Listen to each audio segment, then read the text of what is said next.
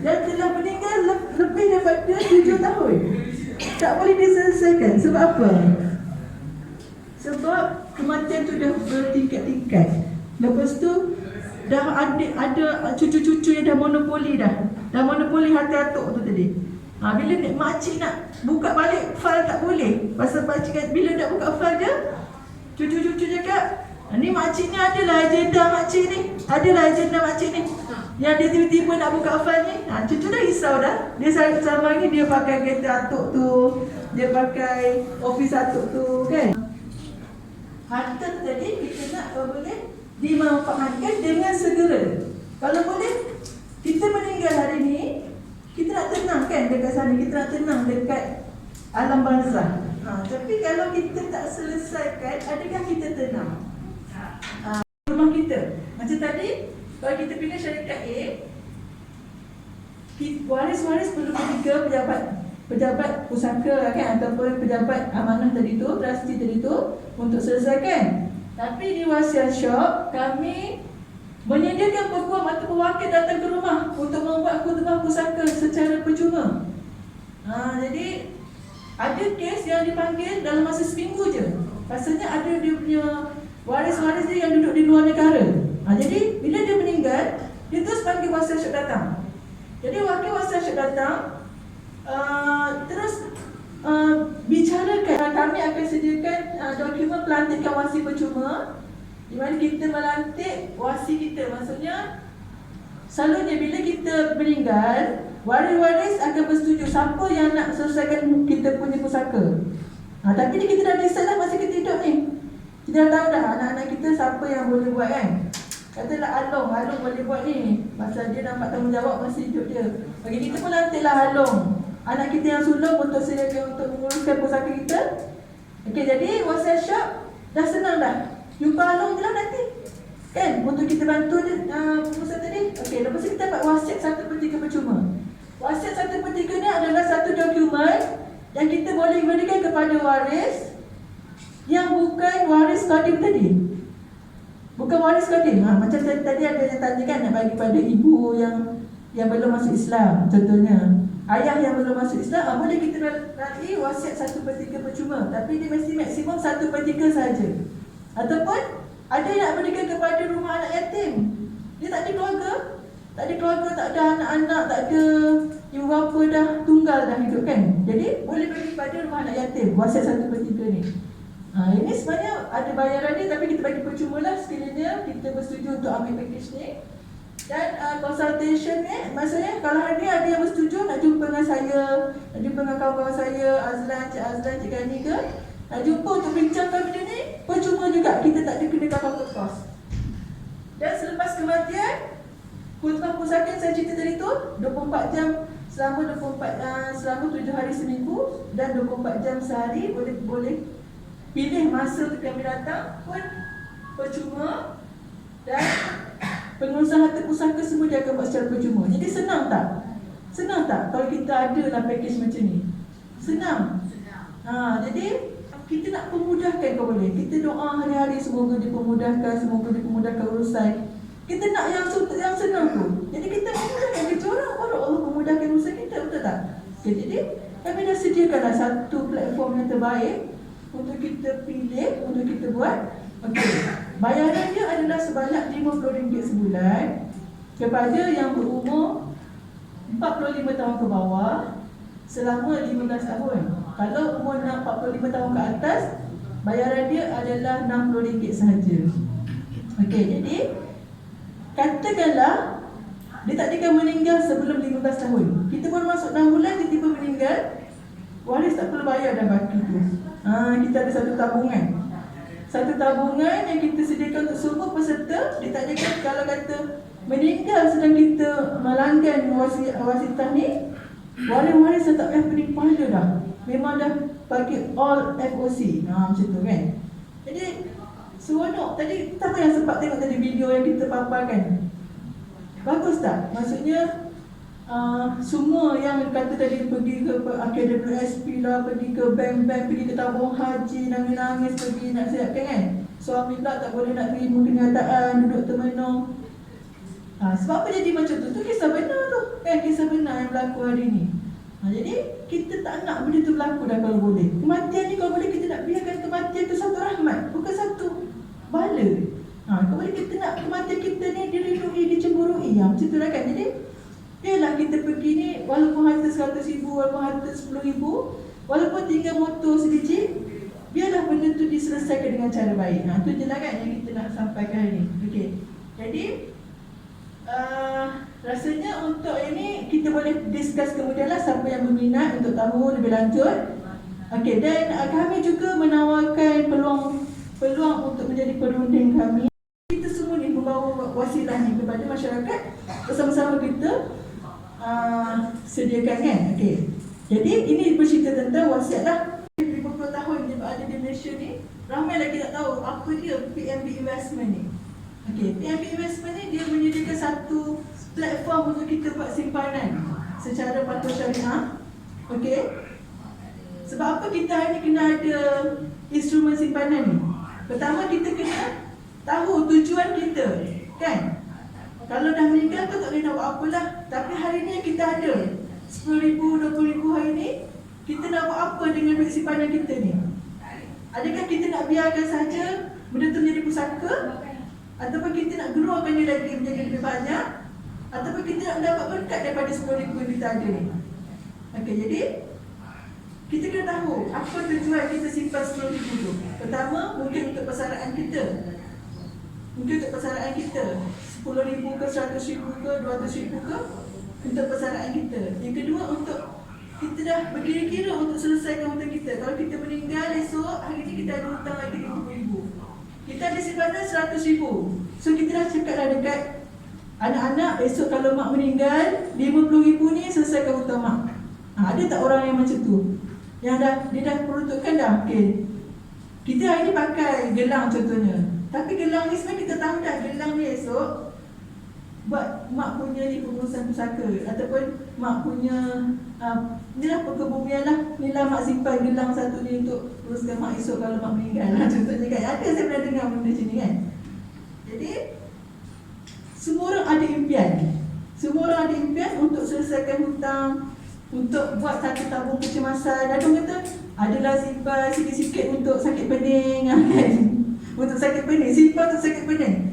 Jadi ada yang kata simpan ni untuk meninggal kan. Jadi benda-benda tu kalau kita tengok macam putus asa dia lah kan. Macam putus asa. Sebenarnya duit yang ada tu kita boleh buat sesuatu daripada apa yang kita ada. 100 ringgit pun kita boleh buat sesuatu dah. Apa lagi 10,000 ringgit, apa lagi 100,000 ringgit. Okay, antaranya juga kita kena sediakan untuk kita ni tabungan pusaka lah kan. Kalau kita tak buat yang tadi lah, awal sitah tu. Okay, jadi simpanan yang kita nak buat, mestilah kita kena tahu selain daripada matlamat dia, berapa lama lagi jangka masa dia.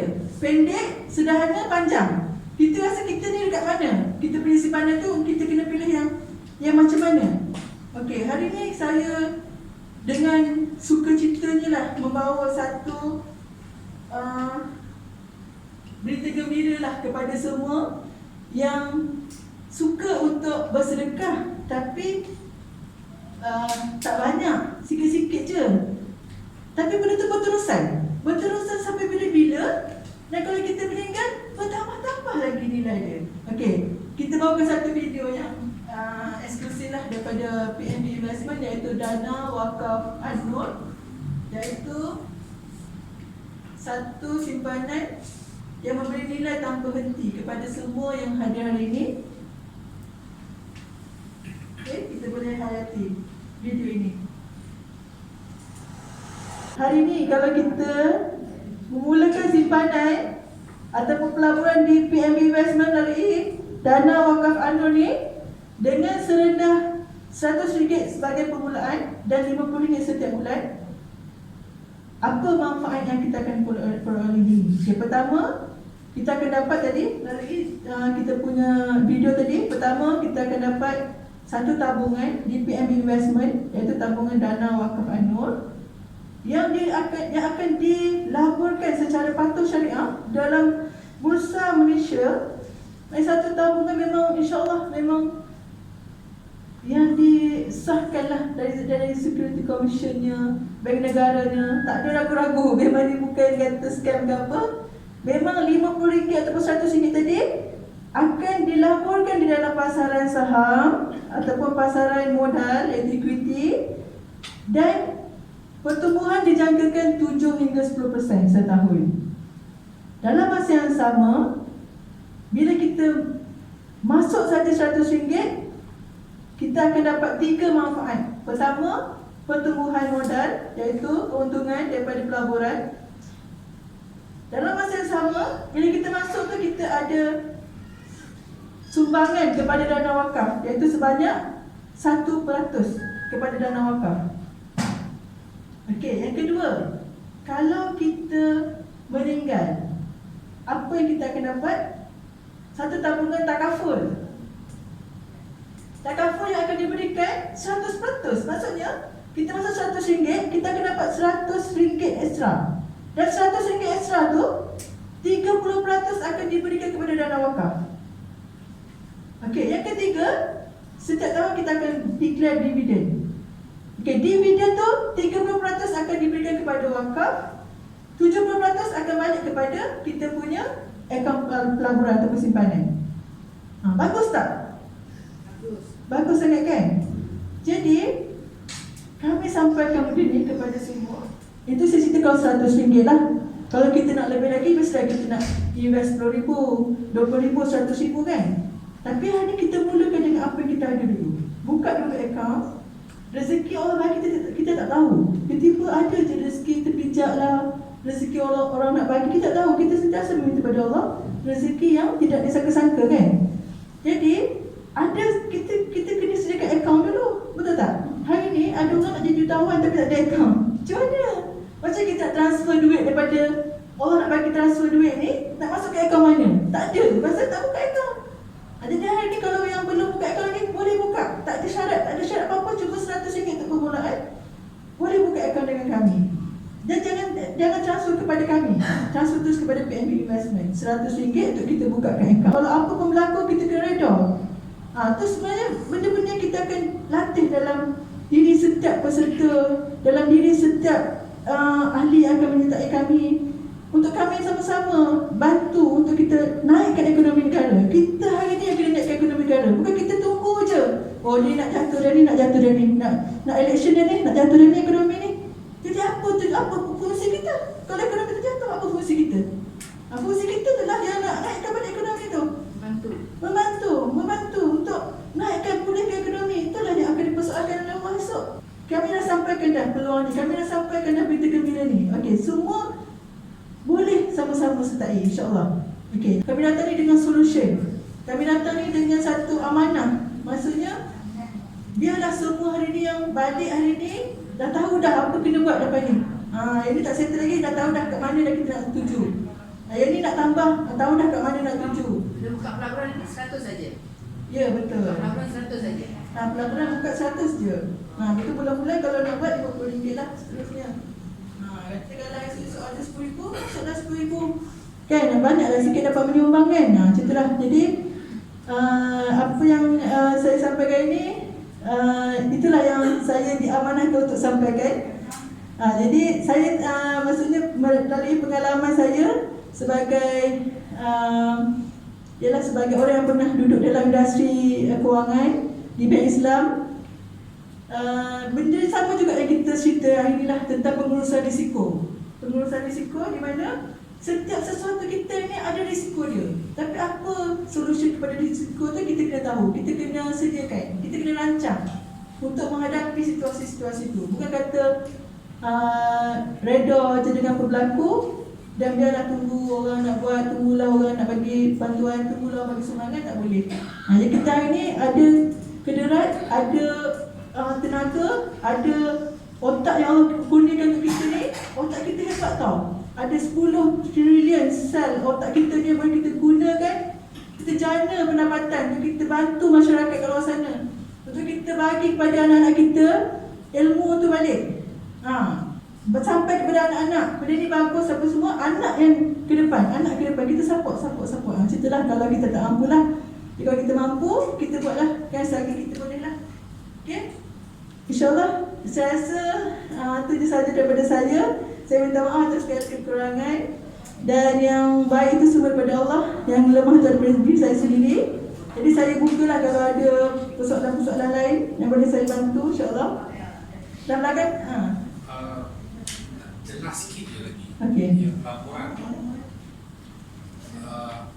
minimum dan maksimum itu situasi siapa tu lah. Maksimum berapa yang boleh dan tempoh caruman. okey, maksimum dia tak ada maksimum. Boleh pergi sampai how much pun kita nak invest. Dan tempoh caruman tu bergantung kepada planning kita. Betul macam saya cakap tadi, ada orang dia nak simpan dia duit dia untuk pusaka dia. Dia tak nak sentuh dah. Maksudnya kalau berlaku kematian, dia tahu waris-waris akan dapat double. So dia park je kat sini, kata dia ada 100,000, waris akan dapat dah ada 100,000. Dapat 200,000 pada waris, boleh selesai dah hutang. Kata tadi hutang dia 100,000, duit ada 50,000. Macam mana ni nak selesai kalau esok meninggal ni? Simpan dekat wakaf ni, dapat another 100,000, dapat another 50,000. Tapi kena ingat 30% akan diberikan kepada wakaf. Jadi lagi 70% sajalah kita kena kira. Tapi kalau katalah pelaburan ni menguntungkan, dapat another 10%, dapatlah 55,000 kan? 55,000 tu nak keluarkan bila masa je. Katalah selepas kita masuk setahun ada 10% pelaburan kita, keuntungan pelaburan kita, nak keluarkan bila masa boleh keluarkan. Dan saya pernah buat satu pelaburan untuk masjid sebanyak 3 juta. Alhamdulillah dalam masa sebulan masjid tu menjana 21%. Masa tempoh matang. Tempoh matang. Tak ada. Oh, tak ada. Tak ada. Masjid tu keluarkan 20% tu untuk pembangunan masjid. Tapi masjid ni dia bukanlah semua duit dia boleh guna untuk pelaburan. Dia boleh guna duit yang operation sahaja. Dia orang ramai dia kena asingkan. Jadi sejauh itu ataupun setinggi itu potensi yang ada di PNB investment ni. Jadi kita Keuntungan tu boleh kita keluarkan lah. boleh. Setahun sekali. Setahun sekali ke potong sekali? Bila masa. Bila masa. Maksudnya setahun sekali. Tak, bila masa. Misalkan katalah hari ni Encik masuk 100,000. Lepas tu sekarang kan market tengah krisis kan. Memang peluang sangat cantik sekali kalau nak mulakan investment. Tiba-tiba Alhamdulillah kita dapat satu cara untuk kita strategi lah. Strategi ni fund manager yang akan lakukan lah. Dia tahu potensi-potensi stok yang kita akan boleh boom dalam masa terdekat contohnya. Katalah dalam masa 3 bulan ataupun 5 bulan ni naik 10% daripada kita masuk hari ni. Pasal hari ni memang under value tau. Memang siapa yang hari ni memulakan pelaburan memang sangat-sangat menguntungkan. Pasalnya market tengah down, dunia tengah berperang. Jadi bila situasi macam ni, sepatutnya kita kena tahu, mesti market tengah jatuh ni. So kita pun belilah saham-saham ni untuk kita naikkan kita punya ekonomi. Katakanlah pulih dalam masa 3 bulan ni, fund manager kita ada satu cara yang dia boleh boom dia market dalam masa 3 bulan. Dapatlah 10% dalam masa 3 bulan ni. Cik boleh keluarkanlah semua. Kata ada 100,000, tambah 10,000 lagi. 10,000 boleh keluarkan on the spot. Walaupun baru masuk 2-3 hari, walaupun masuk sebulan, walaupun baru masuk 3 bulan, tak ada masalah. Yang 30%